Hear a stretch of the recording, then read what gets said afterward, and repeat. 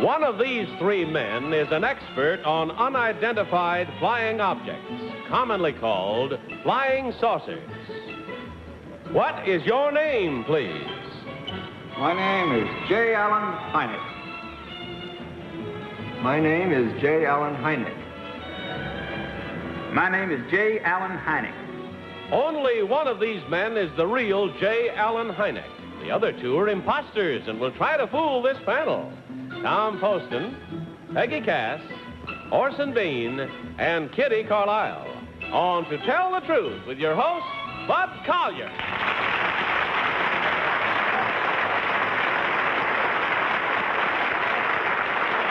Thank you very much. Thank you, and welcome once again to Tell the Truth. Brought to you this evening by Prell Concentrate. Good evening, panel. Good evening, Bob. That's what I like. Spirit all the way down the line. All right, open up that envelope, if you will, please, and follow along as I read you this first story. I, J. Allen Hynek, am a professor of astronomy and director of a large university observatory. I am also consultant to the United States Air Force on unidentified flying objects, sometimes popularly called flying saucers.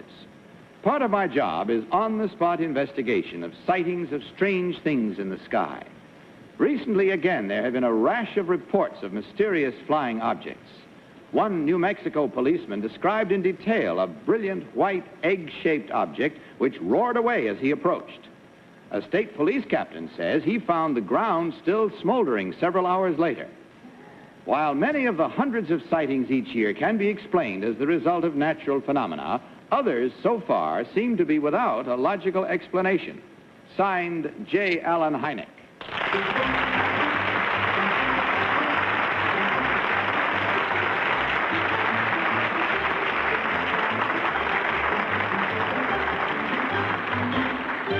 Panel, these three gentlemen all claim to be Dr. J. Allen Hynek, astronomer and Air Force consultant on UFOs, or unidentified flying objects.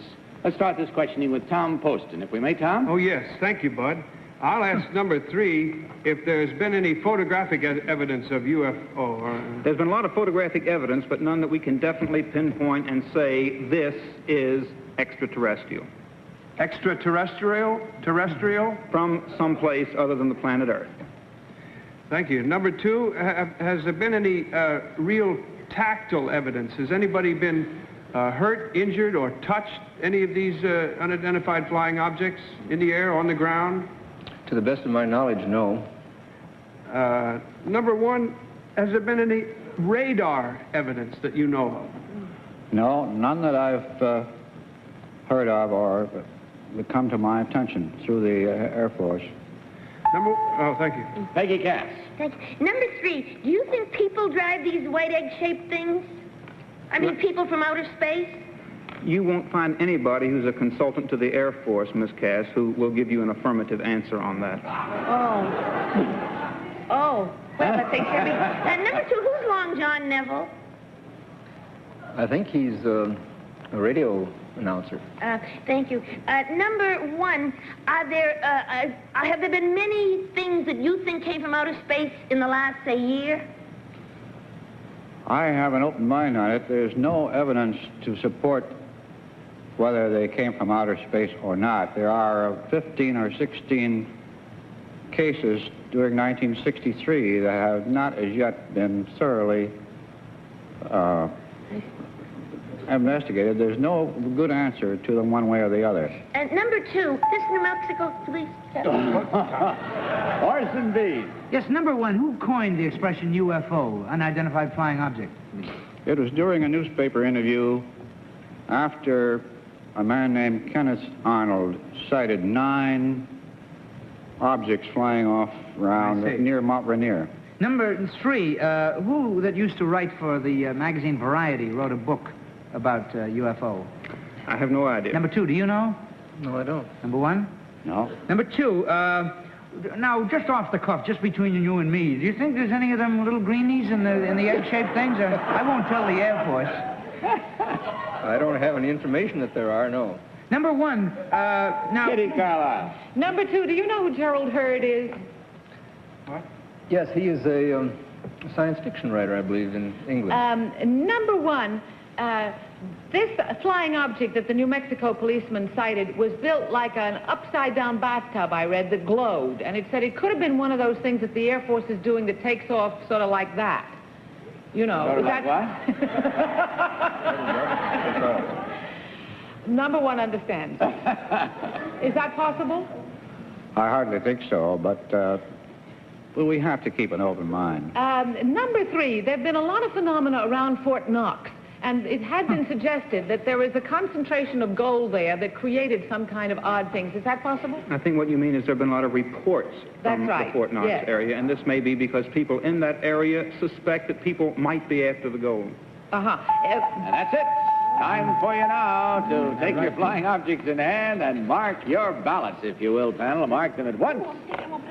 Without consultation, simply vote now, if you will, for number 1, for number 2, or for number 3.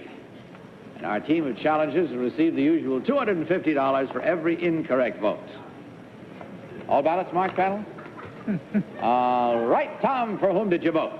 I voted for number 3. He seemed like a kind of a no-nonsense fella. I guess they all did, but I voted for number 3. Peggy, which one did you select? Well, I would think number 3 was a professor because he acts like a lot of teachers I used to have. But I voted for number 1 because, I don't know, he seems so sincere. Orson Bean, which one do you think is the real one? I voted for number 2 because I think Long John Neville has a show. I heard it just the other night. There was some poor wretch on claiming to have been to Venus. He gets have been there. So I don't think anyone who knows about UFO would say, I think he's a radio announcer. He would know. And I think, therefore, number 2 was trying to throw us off by appearing. Sorry, friends. Tune in tomorrow. Kitty Carlisle. Well, I voted for number 2. I think they were all absolutely remarkable, but Gerald Hurd is a man who wrote a famous book about flying saucers and unidentified objects. And number 1 was marvelous, but I'm for number 2. Very well, that splits the vote about as widely as it can be split. With a panel of 4, 1, 2 for number 2, 1 for number 1, 1 for number 3. Let's go into the charm circle now and see how that stacks up with truth itself, as we learn now which of these gentlemen is indeed the astronomer and Air Force consultant on unidentified flying objects. Therefore, will the real Dr. J. Allen Hynek please stand up?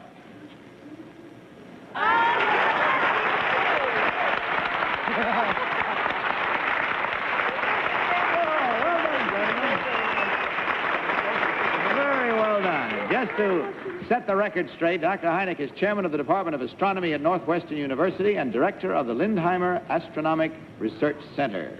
Very, very pleased to have you with us, Doctor. Number 1, what is your real name and what do you really do? My name is Frank Amy. I have my own engineering firm in Hopewell Junction, New York. Tank firm. Thank you, sir. Number 3, what is your real name and what do you do? My name is Barry Farber, and I do a local interview program on WOR.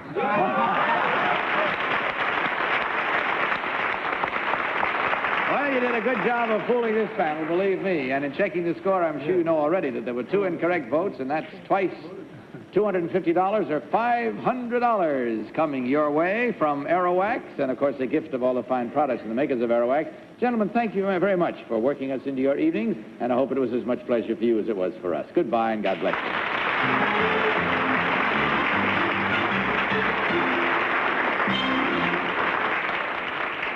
Before we go any further, I want to tell you guys and gals something. If you haven't visited the World's Fair yet, you're out of your everlasting minds, because this is the most exciting, thrilling, unbelievable place I've ever been. Where is it, Bud? Is it?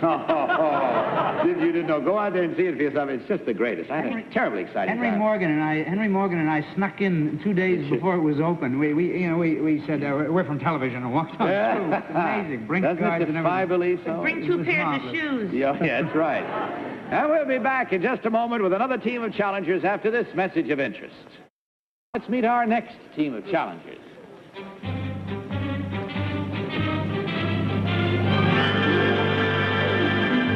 What is your name, please?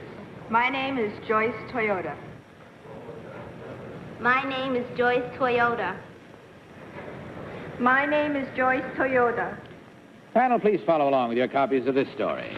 I, Joyce Toyota, along with several 100,000 other American students, will graduate from college this June.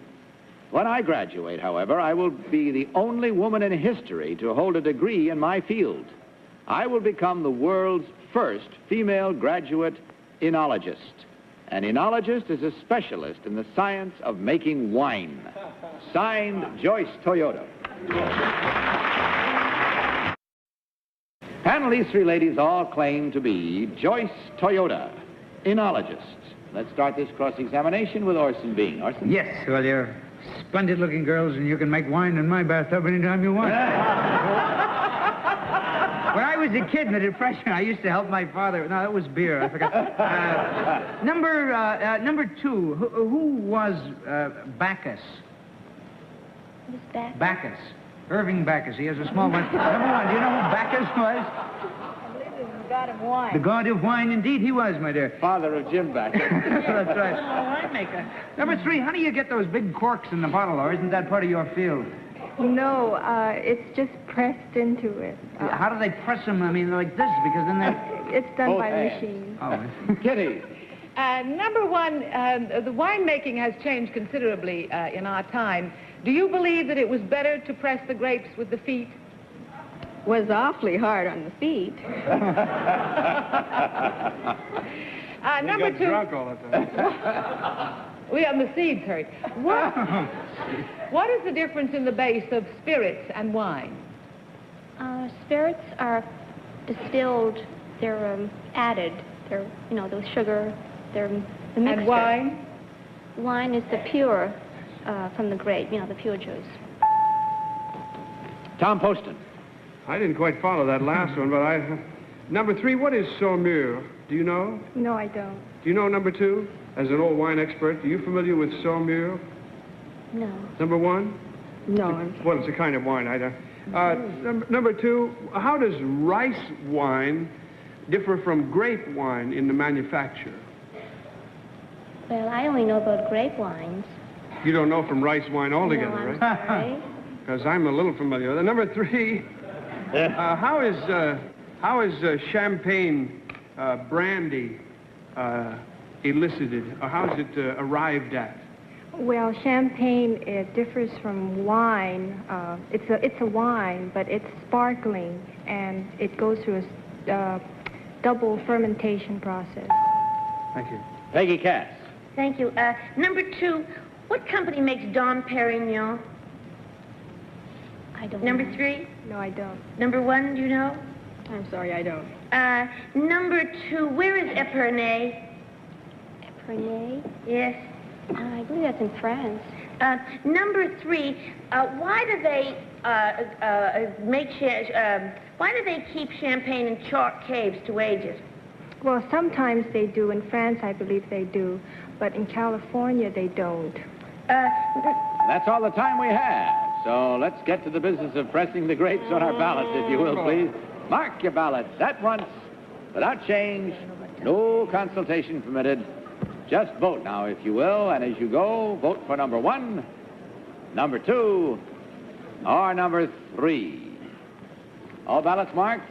No, I didn't mark yet. I want to know where they learned this. There we are. All right, Tom, for whom did you vote?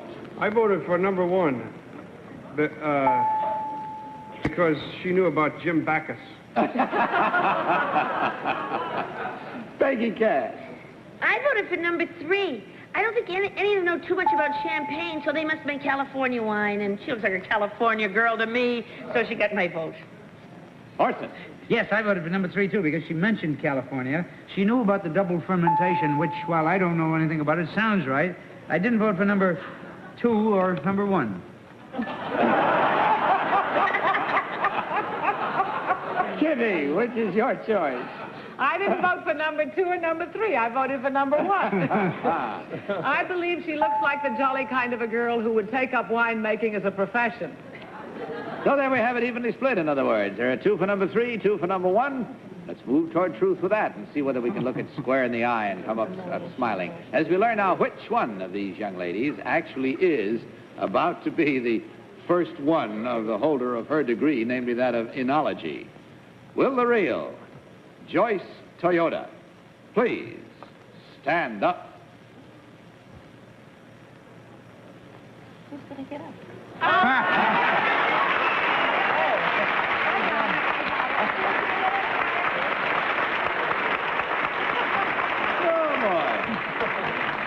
Incidentally, on June 11th, Miss Toyota will receive her degree in Enology from Fresno State College in Fresno, California. Oh, yeah, they got a lot of grape stompers out there. Yeah, they sure. My friend Sutton-Sitch is a grape stomper out there. Who's that? He wore purple socks for... nobody knew he didn't have socks on. Oh, Number 2, what is your real name and what do you really do? I work at the City Squire Motor Inn in New York, and my name is Susie Wong.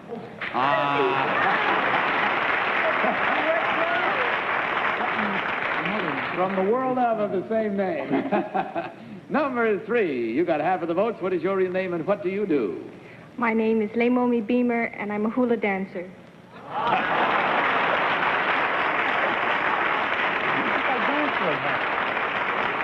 You have to go catch her act, and you'll see that her feet are not purple. Checking the score, ladies, we know now that there were 2 incorrect votes, and at $250 each, that's $500 coming your way. Of course, from Aerowax, as is everything else tonight, and a gift package from the fine makers of all their fine products of Aerowax. We thank you for joining us. Hope you had a good time. Goodbye, and God bless you.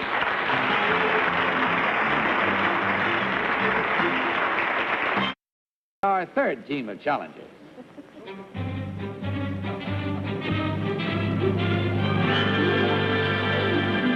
What is your name, please? My name is Fordham Flower. My name is Fordham Flower. My name is Fordham Flower. Please follow along with me, panel, if you will. I, Sir Fordham Flower, am executive head of the Royal Shakespeare Theatre in Stratford-on-Avon, England. Although Flower is a well-known name in British brewing circles, my family has been intimately connected with the Royal Shakespeare Theatre for 5 generations, ever since it was founded by my great-grandfather 100 years ago. This year, on the occasion of the 400th anniversary of Shakespeare's birth, the theater has sent part of its company on a goodwill tour. We are currently playing at the New York State Theater in Lincoln Center. My own acting experience, however, is limited to a walk-on in a production of Henry VIII when I was 12 years old. Signed, Sir Fordham Flower.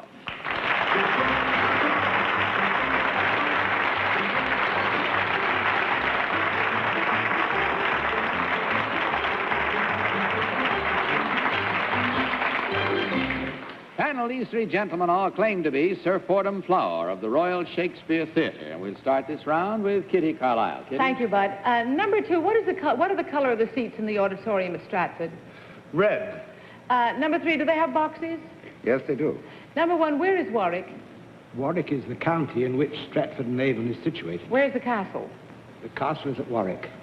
Number 2, how far from Stratford? 8 miles. Number 3, what is the name of your brewery? Flowers Brewery. Where is it situated, number 1? Stratford-on-Avon. Do you run this, number 2? Yes. Then you know a great deal about brewing. A certain amount.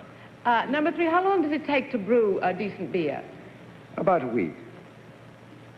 Well, that is purely and simply the brewing process. I see. Of course, after that, it has to stand and mature. How long does it stand, number 1? About 3 weeks. Tom Poston. Number 2, who is Edward Atienza? Edward Atienza was an actor in the Royal Shakespeare Company some years ago. I remember Sir John Gielgud describing a performance of his and saying, look at it, it's like wisps of dust blowing across the stage. Beautiful actor. Number 3, let's go into the brewing process a little more. Could you tell me the principal ingredients in beer? Yes. Making beer? Barley, from which we extract malt. And the extract from the malt is called wort, W-O-R-T. Gosh. And I think there are a couple of other things. Number 1, what else is left in that process besides the wort? You put hops. Hops go in the beer to give the flavor. Peggy Cass. Thank you. Number 2, where is the Welcome Hotel? It's about a mile outside Stratford-on-Avon. Thank you. Number 3, have you ever done a production of Timon of Athens? No, we haven't. Number 1, who played Richard III 10 years ago at your theater? Sir Lawrence Olivier, I think. And number 2, do you agree with that? No, name's gone out of my head for the moment. Number 3, do you agree with that? I don't, but the name has gone out of my head, too. Poor man, he's easily forgotten. Number 2, what are tinsel pictures? Orson Bean. It was me, friends. I didn't want to... Orson? Number 1, who is credited with the first brewing of beer? I don't know. Oh, well, it's before our time. It's Libinius, a legendary Flemish king. I have a fund of these. Number 2, congratulations, or whoever it is, because Paul Schofield in Lear is the greatest from all the reports I've gotten. I'm dying to see it. Number 3 is Alf Salmon. Alf Salmon? Yes. He was one of the directors who actually did direct Stratford about 15 years ago. Number 1, do you agree about Mr. Salmon, Alf? I do. Number 2. That's it. Time for you now to swim upstream and mark your ballots, if you will, please. Mark them at once. No changes permitted once you have marked. And, of course, no consultation permitted while you are marking. Just vote. Or number 1, or number 2, or number 3. All ballots marked? All right, Tom, for whom did you vote this time? Somehow I didn't mark yet. Oh, you didn't? Mark. Well, I don't know what to mark. Well, get with it. Quickly, time is running out. crayon, my dear. There we go. What the heck? What'll it be? Anybody who knows Teddy Atienza, I guess I'll vote for him. Great actor. Number 2 is your vote, all right? Peggy. Well, I voted for number 2 because the Welcome Hotel is about a mile outside of Stratford, and it was Marius Goring. Is that so? And Richard III. I knew it wasn't me. Well, we're all right so far because it is number 2. I see. Because 6 years ago I went to Ascot and lost 15 shillings on a horse, and the bookmaker's name was Alf Salmon. And number 3 and number 1 both knew that he was the director. Brilliant. All right. Kitty Carlisle. I voted for number 2. It wasn't during the theater season. That's what he does. That makes it unanimous for number 2, then. All right, let's see how well that brings you up to the facing of truth as we learn now which one of these gentlemen really is the former bookie. No, the real head of the Royal Shakespeare Theater. Will the real Sir Fordham Flower please stand up?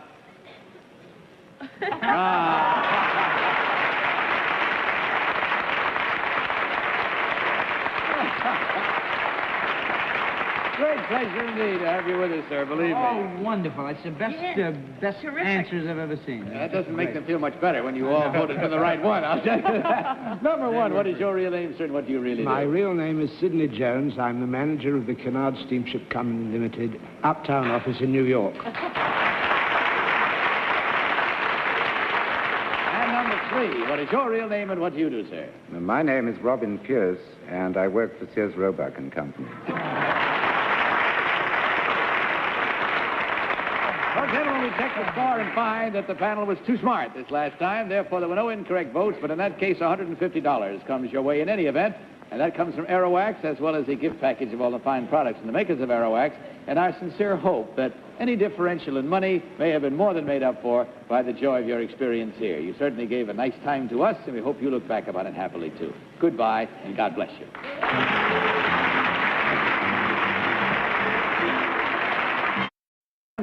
And Tom, I thank you for teaching me how to not have to wear socks anymore. Just stamp on grapes in my bathtub. And Not rice wine. Not rice wine. No, that's no good unless you want white socks. Thank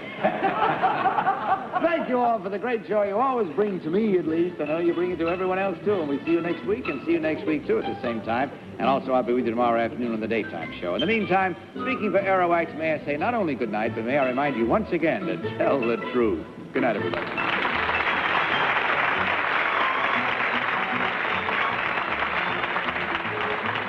To Tell the Truth is a Mark Goodson, Bill Topman production.